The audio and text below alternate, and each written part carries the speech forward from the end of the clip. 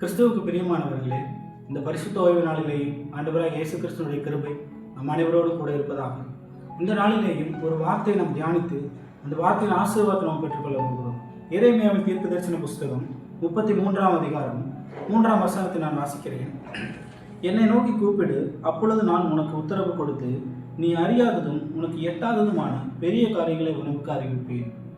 இந்த இடத்துல எரேமியா தீர்க்கதரிசியை பார்த்து கர்த்தர் சொல்லுகிறாரு, உனக்கு அறியாததும் எட்டாததுமான பெரிய காரியங்களை செய்வேன்னு சொல்லி கர்த்தர் எரேமியா கிட்ட சொல்றாரு. எரேமியா அந்த வார்த்தையை கேட்கும்போது என்ன சூழ்நிலை இருந்திருப்பாரு அப்படின்னா, 1ஆம் வசனத்தை நம்ம வாசிக்கிறோம். எரேமியா இன்னும் காவற்சாலையின் முற்றத்திலே அடைக்கப்பட்டு இருக்கையில், அவர் கட்டப்பட்ட ஒரு சூழ்நிலை, இன்னும் சொல்லப்போனால் அடைக்கப்பட்ட ஒரு சூழ்நிலையில் இருந்திருக்கிறாரு.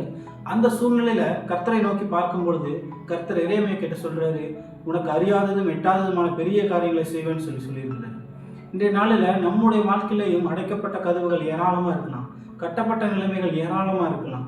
ஆனால் அதையெல்லாம் நம்ம பார்க்காம கர்த்தரை நோக்கி பார்க்கும் பொழுது நிச்சயமாகவே அவர் நமக்கு அறியாததும் எட்டாததுமான பெரிய காரியங்களை செய்ய அவர் உண்மையுள்ள தெய்வனாக இருக்கிறார். நம்முடைய வாழ்களை நம்ம திரும்பி பார்த்தோம்னா ஏராளமான நேரங்களை நம்ம கடந்து வந்திருக்கிறோம். அந்த நேரங்களில் கடினமான சூழ்நிலைகளை கூட அவருடைய கரம் ஒருபோது நம்மை விட்டு விலகி இருக்காதுங்க. இமைப்பொழுது தான் கைவிடுவார், ஆனாலும் மீண்டும் உருக்கமான இறக்கங்களால் நம்மை சேர்த்து கொள்ளுகிற நல்ல தகப்பனாக இருந்து நம்மை நடத்துகிறவராக இருக்கிறார். இந்த நாளில் எந்த சூழ்நிலையாக இருந்தாலும் அவர் மாத்திரம் நோக்கி பார்க்கணும்.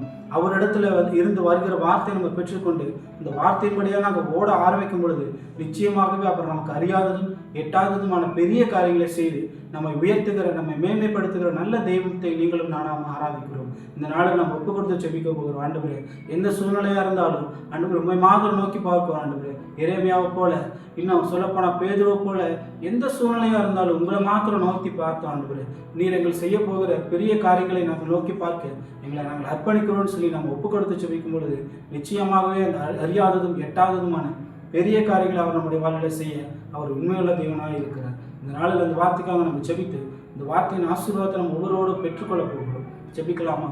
எங்களை அன்பின் பரிசுத்த நல்ல தகப்பனே, அப்பா, இந்த நாளுக்காகவே நாங்கள் ஸ்தோத்திரம் பண்ணுகிறோம்ப்பா. இந்த நாளில் அப்பா நீர் எங்களோடு கூட பேசின வார்த்தையின் ஆசீர்வாதத்தை நாங்கள் பெற்றுக்கொள்ளும்படியாக நாங்கள் செபிக்கிறோம்.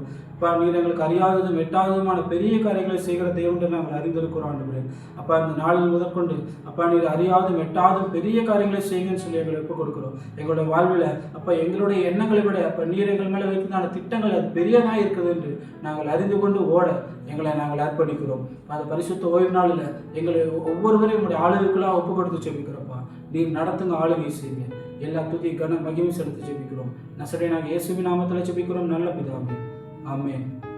இந்த நாளிலிருந்து கர்த்தர் நமக்கு அறியாததும் எட்டாததுமான பெரிய காரியங்களை நம்முடைய வாழ்வில் செய்ய போகிறார். விசுவாசிக்கிறவர்கள் அப்படியே ஆகும். God bless you. God bless you.